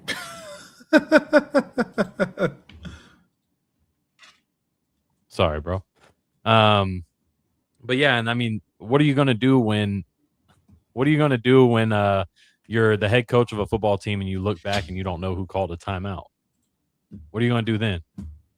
When you got one of the best running backs in all of college football, and you don't keep him in the game as often as you should because your running backs coach is garbage, who's also your associate head coach. So the second leader of the team, right? So, yeah, bro, I think it's funny. I mean, the fact that they made this comment, like I said earlier, is just it's highlighting that they feel like Pete Golding is better than Kurt Cignetti, or at least on the same level as Kurt Cignetti, and that's and don't get me started on Kurt, man. Like, that man ain't no better than what's the dude's name from Looney Tunes? Rabbit Season. Elmer Fudd. Yeah, you got a bigger gun, but you still can't kill the rabbit, right? Man, so look. it's like, come on, bro. Bro, look, real talk. I love Kurt Cignetti swag. Yeah, I do. Like, dude's opening introductory press conference was Google me, and then he backed it up. Like, that's facts, though. Hey, bro, facts, though. Talk your talk, dog. I get it. Y'all are playing cupcake teams, and y'all are doing what y'all supposed to do. You got to the playoffs, and you're dominating. Right. Good job on you, sir. Like, you should take advantage of everything that you have that's laid out in front of you. Yeah. However, you're still at Indiana. Don't let SEC get their stuff together. Yeah, because what you don't want is the grown-ups to say, all right, enough. You know that meme of your boy playing video games and then he sits up? All right, time to get serious. You don't want to. Let me push myself up. All right, let me fix myself. Let me roll them shoulders back real quick. Let me stop playing. Now, you think you're good? Said, I was playing with a regular Xbox controller. Now I got paddles. Come right. On. Oh, you think you're good? All right, bet. Let's run it. Let's run it. Right. Like, you don't want that to happen because when it does, you get slid. So yeah. And then your top games. I mean, did you see the list of top games when he was making the quote towards the SEC, calling us saying we were crying? Your most notable games. Purdue was one of your top four most notable games. I read we played four. Schedule. Yeah, bro. We play four harder teams in our first 5 games. We play 3 of the first 5 teams that we play are better than almost any team on your schedule. So it's like, I'm glad that you're able to play in a hard game with Northwestern at the end of your season. Good for you. You know, they play real tough. So this is their schedule from last year. Old Dominion, Kennesaw State, Indiana State, Illinois, Iowa, Oregon. So y'all had a preseason. Then Michigan State, UCLA, Maryland, Penn State, Wisconsin, Purdue. Indiana went through this schedule looking like they were the Baltimore Ravens. Old Dominion scored 14 and nobody scored over 15 until they got to Oregon. And then after Oregon, nobody scored over 20 again until Penn State. And then after Penn State, nobody scored over 20 again until Oregon again in 2020 in the playoffs. You're not playing anybody. And then the upcoming schedule is North Texas, Howard, Western Kentucky, Northwestern, Rutgers, Nebraska, Ohio State. Do they play Illinois this year? No. Ohio State, Michigan, Minnesota, USC. That's the meat of their schedule. And then you better hope Washington don't have their act together, because then they gotta get Washington. So I mean, they better. Yeah. I hope they get popped. Yeah, I mean, imagine if Lincoln Riley finally gets his Right. head out of his butt and beats him. All right, that'd be nice, because Yeah. Ohio State could catch him, USC could catch him, and maybe DeMond Williams could slip up on one because they're playing them at home. Right. Yeah, man. He Hey, will with the listen, hot take. I give Golding 2 years and he's going to be fired.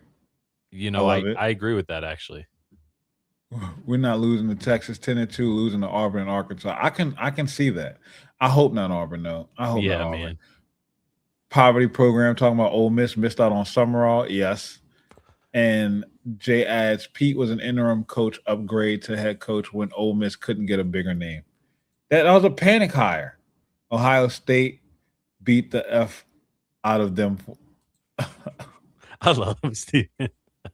Steven is feeling all the vibes right Hey, now. he is. Hey, I was gonna say something though. Hot take. You know, when I think of Kirk Signetti, John Summerall kind of took a similar route. If you really think about it, like how he built programs, right? So it's like, what if John Summerall turns out to be something like that? Ain't gonna And happen. I don't think so either. But And I'm gonna tell you why, because it's Florida. yeah, And Florida's in the SEC. Like Yeah. Florida's not playing North Texas, Howard, Western Kentucky, Northwestern, Rutgers, Nebraska to open up the season. you're not playing Like, 5 they- games and then finally They play. don't have any challenge until halfway through October. Like that's not hard. Like Florida's schedule, like they got Auburn week 3, Ole Miss week 4, Missouri week 5, South Carolina week 6, and then Texas. Welcome to it. Yeah, They'll be that's gonna 2 and 6 by the bye week. and they're gonna find a way to justify it. I mean, it's first year. You know, give them a chance. Yeah. I'm not gonna lie. I think honestly, if they lose, if they don't win Auburn and Missouri or South Carolina, those fans are gonna melt. Oh yeah, Florida ain't Those fans are gonna- they're no joke, bro. Well, I think Summerall's gonna have more success than old boy did there. Yeah. Then Billy Napier, I think so too. Yeah. Florida will have a QB problem too. They have a QB problem. Aaron Philo and Tremont Waters, I believe, are really competing right now. And I mean, to say Philo followed the offensive coordinator from Georgia Tech, and he's got to compete with Tremont Waters, says a lot. Yeah, true. Randy, This is it's Austin Unk. It's Austin that we have on here, man. yeah, my bad, bro. I like know. Summerall. I hate that he's going to Florida. Absolutely. He said, Yeah, I he's didn't know that overseas, my name man. wasn't popping up on there. It is what it is. It doesn't matter. Tiger Mark says, man, if it was any other team, I would want them to be undefeated when they play us, but I really hope Ole Miss will be winless. Those fans and their media people have me really disliking them. Go Yeah, back. shoving all 56,000 or whatever it is into that little bitty stadium, Yes. and they Yes. want to. Unk says Summerall going to make Florida better. All right. So their biggest fake trophy was 23 years ago. Yes. You're yes. scared of Summerall. A lot of people That's look. interesting. Summerall is Summerall, a really He's a good motivated coach. He's and he a- has not it- just a he motivator. has it He's in a him. really good coach. He is a He's good coach. really good coach. He's had a really good program. I think that Florida this year wins 7 games. They're gonna pop somebody. I'm glad we don't play Yeah. Florida this year. Yeah, They're gonna same. get somebody slipping. Because they're going to be motivated. Is it gonna be Is it going to be Ole Miss, Georgia, Texas, or Oklahoma? That's going to be the question. But they're going Ole to Miss. beat one of them. It's easy for us to say Ole Miss. I mean, they beat Texas last year with They Billy did beat Napier. Texas last year. Like, who is it going to be? One of them is getting popped. Seriously, one of them is getting popped. Yeah, I agree with that. But yeah, my brother, I know you got stuff you need to do here soon. So you got a date with Spider-Man tonight, bro. Yeah, bro. About Boys to shut this down and get out there, man. Hey, bro. Well, I'm about to stop and pick me up a Red Bull. yeah, hey, I literally just made coffee. I saw you on that you had your white girl coffee, as the people wanted to try and this say. is not my white girl coffee. All right. I ordered a cold brew, a sweet cream cold brew. That's it. My son goes into Starbucks and he orders a triple espresso, iced flat white mocha latte, add oat milk, God. 2 pumps of vanilla, add caramel brown sugar with drip. And I'm like, what the hell are you doing, bro? Like, who are you? Yeah, you're in line for 25 minutes. You like who are you? Hey, Like, you just got to tell them. You walk into Starbucks and this is where your privilege shows? Yeah, you got a from little light uptown skin New today, Orleans. my brother. You from uptown New Orleans, you tatted at 17, you got your ears pierced, you talk with the slang, you got the swag walk, and then you walk. Yeah, let me get a triple espresso. Excuse me, triple please. espresso. If I could please get flat white ice mocha. add a double shot. Add 2 shots, 2 pumps of caramel. Sprinkle a little Make sure it's sugar. brown sugar, and then make sure you add the cold foam on top, please. Make sure it's drizzling to the side, light on the ice, and make sure that when you serve it to me, it's no condensation on the cup. Room temperature. I was like, what, bro? Let me give my car, get out my Make face. my tea no tea bags. You know what I'm saying? Yeah, so steamed Dude, at a certain temperature. right. And says even in their biggest trophy 23 years ago, they were still second to daddy. Yes. Bro, and they have the Walk of Champions on their campus. What is that? Walk of Champions, Talk of Champions. I've never heard of that. I've never understood that. And the Walk of Champions, and they even have a Talk of Champions. So what who do you won? champions are? Like what are you champions won? of? Because you were celebrating LSU not getting into Omaha this year, and you didn't make it much further. Alex says laughed my ass off at AP Junior. I was Junior. too. He said he knows that you be acting sophisticated when you out. Who? Brother said he goes to Starbucks and gets a tea. I That's do how you go- know I- he's a I- sophisticated brother. Yeah, I do go get my tea. I get my tea. Yeah. I get my tea. I get my Venti London Fog. I get my There you tea. go. But He it's said a simple. London It's fog. literally Anybody know what tea a bag. London fog is? You know what it is? It's just Earl Grey tea with milk, with steamed There it milk. is. That's all it is. That's how the British drink it. Literally all it is. That's how they do it. It's simple. Like it's I ain't got no just issue tea and with milk. Hey, if you looked in my cup, my daddy will get on me because he drinks black coffee with half and half. Okay. Whenever I come to his house, you he's gotta like, "Bro, I ain't got none of that." no milk. When I drink coffee, it's half and half. Yeah, see, That's it. they be getting on me. Whenever I go down to Louisiana, they be getting on me. They're like, "Yeah, we don't do none of that light skinned stuff around here. So if you want creamer like that, go to the grocery store. You want coffee? There's some half and half in there, and get a spoon of sugar. Yep. Call it Get a a day. spoon of sugar and call it a day. But if not, get Call out it a my day. house. Tiger Mark says AP Summerall is on the hit list too because he's been throwing rocks at us and hiding his hands. But I hope he knows LSU and Lane are taking notes, unlike BK. Also, Alex says he boycott Starbucks because I got you. I feel you. I Yeah. feel you. yeah, I'll say this. This is what I'll say too is Summerall. I like John Summerall a lot. Go ahead. I do too. But D Will, to your point, no. But you know where he gets these things from? TikTok. TikTok. He gets them TikTok. Cause you know who don't order it? It ain't like father like son with this coffee. Like I put my son on coffee. I will say that. I put my son on coffee. I ain't put him on this. My coffee is literally give me a medium or a dark roast. Let me pour some half and half and 2 packs of sugar, pluck, stir, go. That's That it. gas station coffee. Literally. That it's 3 o'clock in the morning. I'm struggling to get home or to work. Yeah. I need something burnt and strong, and I gotta cut it. I gotta cut it with something. They don't sell. They don't Diet sell Diet Coke. No coffee drink could remotely compare to a 44-ounce Diet Coke at Circle K. It's not Man, even if you're close. drinking a 40, how long does it take you to drink a 44 ounce is the question. Man, if you're drinking a 44-ounce Diet Coke, you are shotgunning it basically. Dude, Like because that I'm ain't telling that you, ain't no like sip it slow. takes me all day long to drink soda that fast. D Will says I can't drink coffee. Look, I drink coffee when I need it. I am a tea drinker. My grandmother was a tea drinker. That's where I get tea from. So that rubs off on me. I will tell you right now, I will go for tea before coffee. I need coffee tonight. It's about I got like 4 more hours left in me right now. So going to see Spider-Man on Sunday. Look, I'm going tonight and I'm going again tomorrow at 4:00. I'm not gonna lie, I might go on Sunday. Hey, listen, so this is a thing, bro. Think about this. So I went to I've been to DeRidder 100,000 times in my life where my pops is from. We would always stop at the same gas station in New Orleans. Okay. We'd always stop there. He'd be like, hey, kid, I'm going to sleep for a little while. You stay up. And I'm like 13, 14 years old. So the fact that he has me staying up with like one street light on over the gas station while he's sleeping for a couple hours, that's all I drank, bro. So now that I'm 30, that's all I drink is like gas station. Well, no, I'm lying. I'm like AP's son. If we're being honest, I'm just going to go ahead and admit it. I'm the type that sits in line and the girls at the Dutch Bros here close to my job already have my drink made when I get there. Okay. That's how often I go. But, what up, Ace, my dog, man? Hey, hold on. I got to stop for a second.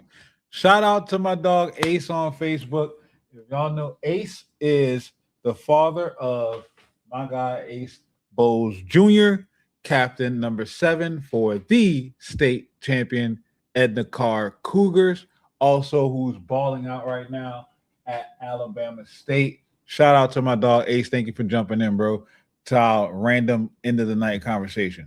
Next time, Ace, come over to the YouTube channel. Hit the like, hit the subscribe, and come jump on this pod with me so we can talk ball. You want to talk about a ball knower? This is a dude who coached Lamar Brown with the Dolphins. Elite ball knower. He was the coach of Hayward Howard, of Aiden Hall, like all the elite players that we know and love from Louisiana. Coach Ace, his 12U team crushes. If I have another kid, I got to bring Ace back into coaching. Plain and simple. That's what I'm doing. I'm paying it. Shout out to Ant joining the team. Thank you for joining the membership, man. I definitely appreciate it. Thank you, man. Another member added to the channel. Fire membership content coming tomorrow. Thank you so much, man. Unc says, tell Ace Unc is proud as can be of Edna Carr. Absolutely, man. Absolutely. So make sure you come jump in next week, Ace. I'm gonna look out. Don't make me call you, Ace. Don't make me call you. I will call you. Straight out, I'll call you. Don't make me call you. Thank you, and I definitely appreciate it, bro. Steven said I just had to shotgun tow road because a car she stopped in front. Hey, Steven, I'm gonna need you to stop. I'm gonna need you to stop typing while you're driving, bro. Yeah, say, bro. Put the phone down for a second. Oh, I got you, bro. Don't worry, I got you. Look, Unc says call in, Coach Ace. Unc be ready to talk ball, man. So, yeah, bro. I'm sorry for cutting you off. You're fine. I'm on a tangent about coffee, bro. I was saying. So I didn't need. I need to expose my white side like that. You know, that's my bad. But nah, for real though. Like I go to Dutch Bros here where I stay at, and they literally have my drink made. And if I order something different, they're like, "Well, this was unexpected."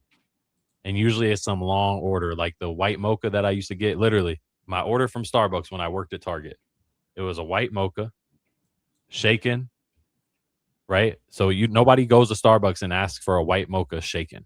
Okay. Because I don't want all the syrup at the bottom. So first of all, that's a start. And that's all I'm going to say because I'm going to expose myself if I say the rest. Okay. So just know I drank 2 of those a day. And that was it. Yes. Go. Babe. Austin. Yes, sir. Your white side is showing. I know. I'm sorry. I'm sorry. You order coffee like a white girl. I told my son the same thing. You order coffee like a white girl. Yeah, I do. I can admit it. I can admit it. I get a free drink at Dutch Bros probably once a week. That's it. We're ending the. You just tanked the show. I'm sorry. All right. No, like go Spider-Man. I'm going to watch I'll see you Spider-Man. later, bro. Later, bro. Hey, man. Hey, I'm gonna make a prediction for you before I leave because I said this off air. And based on what you're doing right now, everybody's talking about 5K. Okay. I told AP that he's going to get to 10K by the start of the season. Let's get him there. That's all I got to say. Bro. I Shout out know. to David. I'm gonna say David said I might be black. David, man, I'm about to call you. I don't care that you watch. I'm going to interrupt your movie just because you said that. Keep playing with me. We have do not turn your ringer off. We have do not turn your ringer off. I hope he does. We will block because he got older kids now. Shout out to Jay Addison says I sleep in that same cap. You got to keep the waves fresh, bro. Bro, listen, I feel bad too because I got on here and usually I brush my hair and everything, take it off. But hey, man, got to keep the waves nice. Hey, look, Jay Addison, I need to see a picture. First of all, you know, if I am, they all yeah, man. Listen, I'm.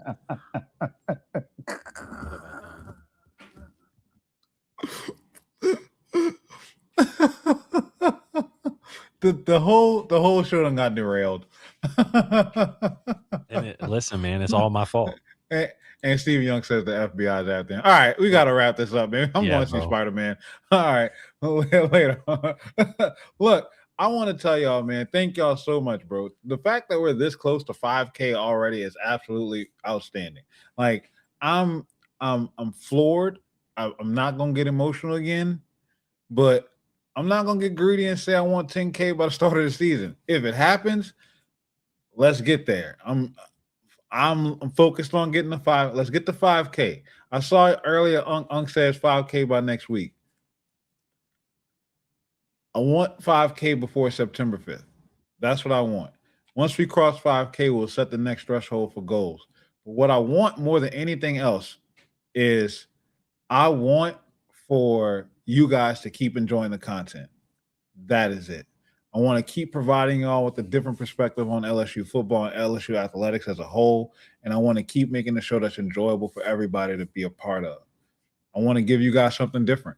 And that is what I aspire to be for y'all, plain and simple. So thank y'all so much for the support, for showing up each and every single time we hit the live. And be on the lookout for that amazing, wonderful members-only content for sure. And Jay Addison says that's why we need a 7-game SEC conference play. Yes, I said cut the SEC season down to 7. Cut it down to 7. Cut it down. Not 7. Cut it down to 6, and then play 3 non-cons. Play 3 non-conference games. One against the ACC, one against the Big 10, one against the Big 12, and call it a day. Austin is Unk approved, even if he lets his white side show. Appreciate you, my brother. You stupid. I want that for you 5K by the end of the day tomorrow. Look, it's in God's hands, man. I want 5K by the start of the season. That's my goal. That's what I'm focused on right now, and I want to keep being consistent for y'all. So, Ant, I'm not gonna lie. I want Texas Tech too. I want Texas Tech. I do. Tiger Mark says, thanks, fellas. This has been fun. God bless. And look, to each and every one of y'all, thank y'all so much for joining tonight. About to go see Spider-Man. Cannot wait for that. My guy David's on the road. So we're going to meet him up at the theater. Got some goodies and treats for him and Maxine and Christine. So can't wait to share that with everybody. Wait till Pearsley rewatches this and sees this in the chat. I can't wait. Shout out my dog P. Lee. Should be out of the theater right now. But thank y'all so much once again. Y'all know how we end every show. You know, I'm challenging y'all to be kind, man. There's a lot going on in this crazy world, and if you want to see a difference, you need to be the difference. And the best way to be that difference is to make a difference by being kind to one another. You want to turn an invisible guy visible? Then take your interactions between one another, make them positive with kindness. Hold the door open for somebody. Say good morning, say good evening, say hello. Smile. It costs you nothing. Costs you nothing. So if you weren't kind today, I challenge you to be kind tomorrow. Thank y'all so much for all the support, all the love. It's absolutely amazing. This was an amazing show because of y'all. I look forward to seeing you guys later on in the week. I'll be on the Saints Squad Show, the Locked On Saints Squad Show. Ross Jackson and Dylan Sanders tomorrow at 2:00. Make sure y'all tap in. Shout out to my Who-Dats in the chat. And also got some fire content coming for the members only tomorrow as well. Thank y'all so much, man. I appreciate y'all. I love y'all. Y'all stay blessed, and we'll see y'all later. Make sure, if you're a Spider-Man fan, you go see Spider-Man. Go support Tom Holland.